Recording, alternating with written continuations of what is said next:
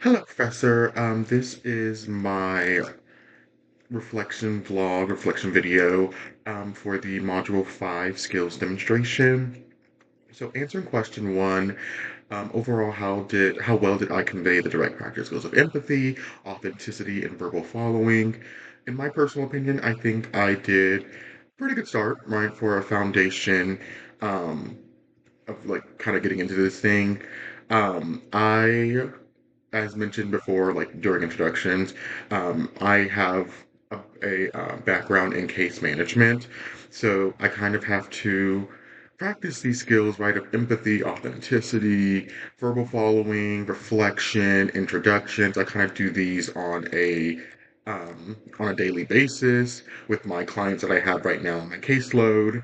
So kind of hopping into the next question, during the role play, what did you do well in conveying direct practice skills? I think I did more of the verbal following better. I think that was my stronger suit, right? So, asking open-ended questions, um, right, seeking concreteness or seeking like additional information, supplemental information, kind of providing reflective responses and summarizing the what the client said, those sort of things. Of course, in the introduction and clarifying my role, those are kind of my strong suits. Those are where I felt I did pretty well in.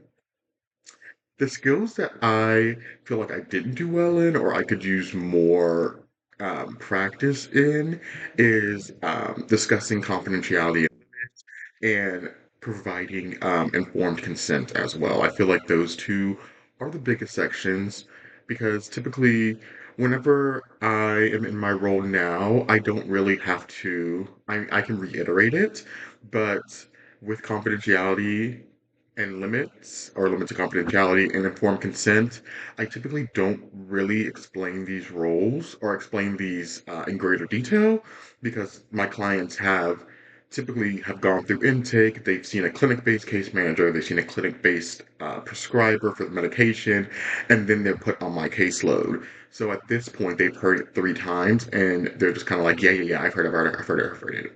Of course, whenever we,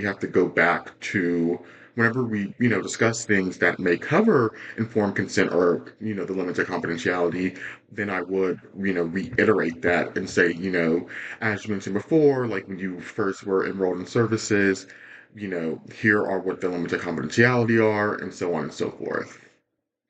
So I think that's something that I could work on as well. So, what steps will you take to improve your ability to demonstrate the direct practice skills of empathy, authenticity, and verbal following? I feel the textbook did a good job at kind of explaining it and laying it out. I'm more of like a hands-on person, so I think watching people do it is probably the best way that I would kind of learn and hone in on these skills more. So what I would do personally is I will like watch more YouTube videos to see kind of how people do it. Of course, I work with a bunch of social workers every day, so I can ask them, and then maybe we can also partake. I have supervision with my supervisor who is a social worker, so I'm sure during that session, um, we can kind of talk about what this looks like in practice with what I'm doing, and we can kind of bridge that gap between, application and practicum. So yes. All right, thank you so much for watching my video, and thank you so much for the assistance in connecting me with my partner.